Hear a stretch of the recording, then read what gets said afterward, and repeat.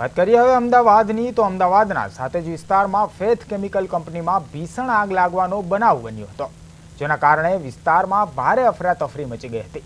આગ લાગતા જ કડી, કલોલ, સાણંદ અને અમદાવાદ ફાયર વિભાગની ટીમો છે તે ઘટના સ્થળે પહોંચી હતી અને 100થી વધુ ફાયર જવાનો દ્વારા સતત પ્રયાસો હાથ ધર્યા હતા।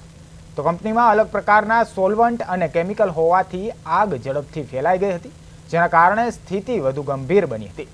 તો આગના જોખમને ધ્યાનમાં રાખીને આસપાસનો વિસ્તાર ખાલી કરાવવામાં આવ્યો હતો અને લાંબા સમયથી ચાલેલા રેસ્ક્યુ ઓપરેશન બાદ લગભગ 5 કલાકની મહેનત બાદ આગ છે તે કાબૂમાં આવી હતી।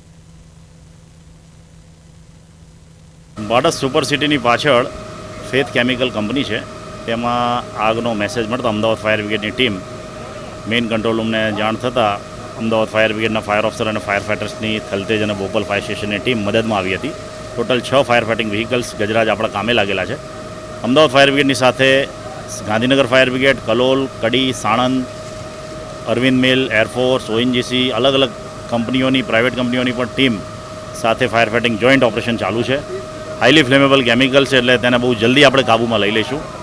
Major fire fighting operation declare કર્યું હતું અને અત્યાર સુધી કેઝ્યુલિટીના કોઈ સમાચાર નથી, કોઈ પણ માણસનો કેઝ્યુલિટીનો હજી સમાચાર નથી, પણ ફાયર ફાઇટિંગ ઓપરેશન્સ ચાલુ છે। ફ્લેમ અને સ્મોક બંને અંડર કંટ્રોલમાં આપણે બહુ જલ્દી લઈ લઈશું। અમદાવાદમાં આગની ઘટના વધતી જાય છે ત્યારે ગાંધીનગર વિસ્તારના જે ગાંધીનગર શહેરના જે સાતેજ વિસ્તાર આવેલો છે ત્યાં એક કેમિકલ ફેક્ટરી જે હતી તેમાં આગ લાગી છે। આખી એ ફેક્ટરી જે છે તે ફૂંકી જઈ ગઈ। તમે જોઈ શકો છો એ કેમિકલ એટલું તીવ્ર હતું કે આગ લાગવા બાદ તરત જ આગ પકડી લીધી હતી। આખી ફેક્ટરી જે છે તે બળીને ખાખ થઈ ગઈ છે। અત્યારે ફાયર ફાઇટરના જવાનો જે છે અંદર હાજર છે, તેઓ પણ જે છેલ્લા 2.5 કલાકથી જે આગ લાગી છે તેની ઉપર કાબૂ મેળવવા માટે પ્રયત્નશીલ છે। ફાયર બ્રિગેડના જે જવાનો છે તે અંદર પણ છે, બહાર પણ છે। આ મેઇન ગેટ જે છે તેનો પાછળનો પણ એક ગેટ છે, ત્યાં પણ જે છે 4 ફાયર બ્રિગેડની ટીમ જે છે હાજર છે।